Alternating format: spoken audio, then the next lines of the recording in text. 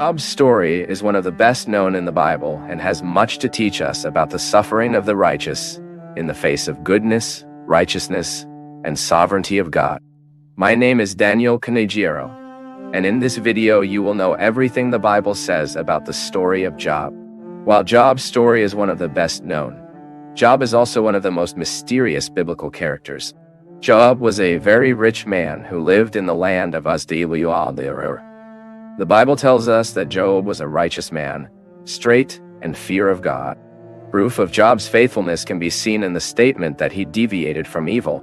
God himself witnessed that Job was the most godly and right man who lived on earth in his generation.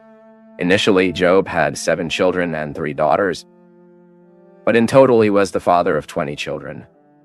For his first 10 children died during the period of intense suffering to which he was subjected. But then God gave him that he was the father of 10 other children. Job was married, although the Bible did not reveal his wife's name. According to the biblical text, Job's family was probably very united, for their children visited each other in their homes and made banquets where they got together. Job was also a father who was concerned with the welfare of his children, and continually sought and prayed to God at dawn, consecrating his children to the Lord and offering sacrifices in their name. One of the most discussed points in Job's history is the time when he lived. And this question is not so easy to answer because there is no direct information in the book that tells your life that serves to date Job's story. But there are some clues that can be helpful in this regard. For example, the book of Job leaves implicit that Job lived around 200 years old, there in Job chapter 42, verse 16. Job also played a priest role in his family, something similar to what happened to Abraham. It also seems that the Chaldeans who killed Job's servants still lived as nomads, and Job's riches were not measured by the amount of gold and silver, but by the size of their flocks. Moreover, there is a reference to Job in the book of the prophet Ezekiel, where the prophet mentions Job alongside Daniel and Noah. Scholars say that it is possible that the Daniel mentioned by Ezekiel is not the contemporary prophet of Ezekiel, but yes, a famous and heroic king mentioned in an Ugarite text that lived in a very remote time. And if this is the case, then Job lived on a date as back as the other 2 characters. For all this, the best probability is that Job lived in the patriarchal era, after Babel's events, perhaps before Abraham or contemporary to him. The text biblical says that Job had great wealth and enjoyed a high social position. Even some old legends suggest that Job has been a king. There is no foundation for such a suggestion, and we better reject it. What's more, if Job were a king, the biblical account would inform us, as the text was concerned with providing great details about the wealth that Job had. The Bible tells us that Job owned 7,000 sheep, 3,000 camels, 500 oxen joints, and 500 donkey.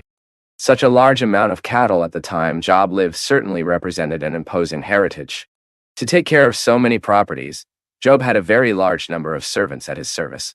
So, adding everything, the biblical text says that Job was the richest man in the East. But undoubtedly, the part that most draws attention in Job's history is the great suffering he had to face.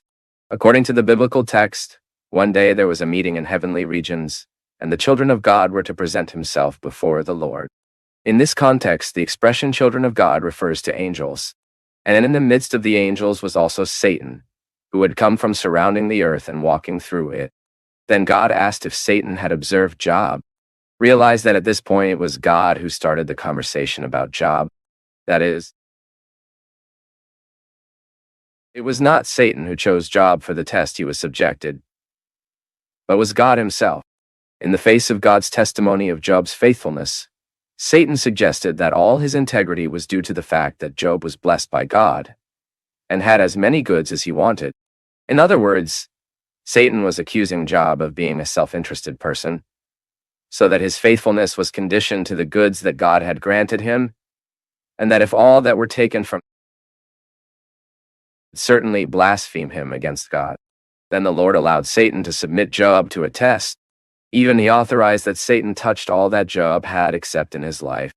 And that's how, with God's permission, Job lost everything he had. Job lost all his cattle. His servants were killed in the sword. And as if all this were not enough, all his children died at once, when there was a great wind that blown over the house they were, and house fell on them. In the face of so much suffering, Job tore his robes, scraped his head, threw himself upon the earth, and loved the Lord. It was at this moment that he said the well-known words, "I got out of my mother's womb, and I will come back." And again the Lord asked Satan about Job, and this time he stated that Job had not blasphemed God, because he still enjoyed his health.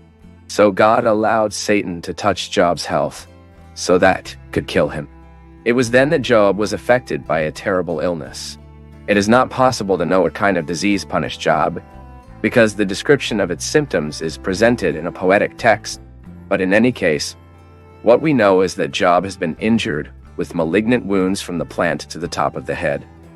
Although this description can represent only one stage of the disease, seeing her husband immersed in so much suffering, Job's wife advised him to hurry the inevitable end and curse to God. Obviously, she did not know that Job's life was preserved by God. Fatally shared the common opinion that all that was a divine punishment. Job's answer to his wife was that she was talking like any crazy. The Hebrew term translated as crazy has a sense of unfaithfulness, and Apah told him that she was talking like an unfaithful person before a God who, as well as shed good, could also pour out that temporal evil without it being unfair. Following the biblical text, we see that Job was visited by 3 friends, Eliphaz, Bildad, and Zophar. These friends of Job were also wise and rich, and belonged to a social position similar to that of Job. The 3 men went to Job to comfort him. Job's situation was so complicated that at first his friends did not recognize him from afar. But when they realized it was Job, they sympathized and cried. They torn their cloak and thrown dust over their heads. Job's suffering was so great that the biblical text says they stayed with Job for a week without saying a single word. But after the silence was broken, a long and formal discussion between Job and his friends began. Based on this discussion, we can see that Job's friends began to establish a sequence of discourses with cause and effect reasoning, where they basically accused Job of being the guilty of all that suffering.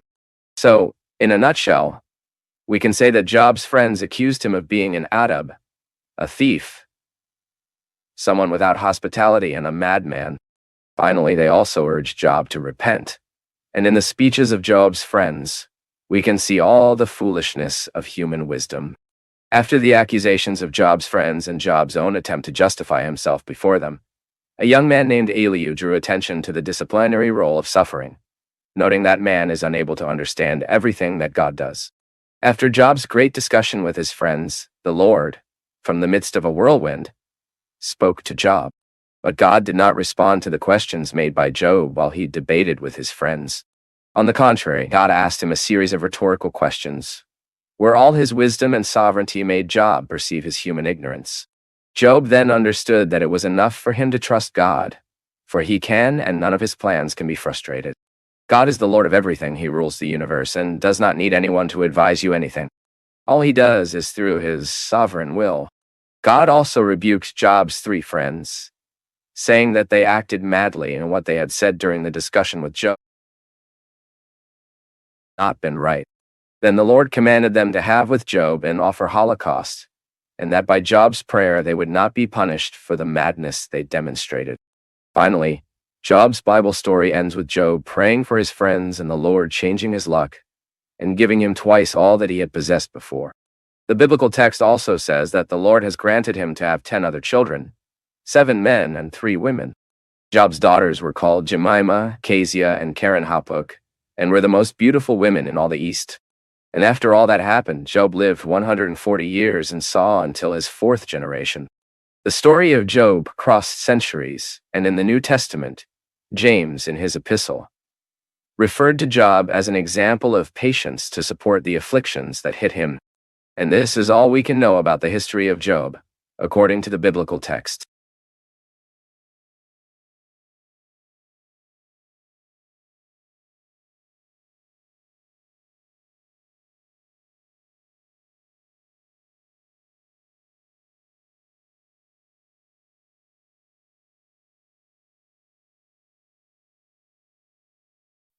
In a world full of cuts, short videos, and distractions, You chose to stay and listen until the end. That already says a lot about your willingness to look deeper. Drop your city in the comments, and if you'd like, subscribe and share this video with someone who's also not afraid to think. Thank you, a big hug to you, and see you in the next video.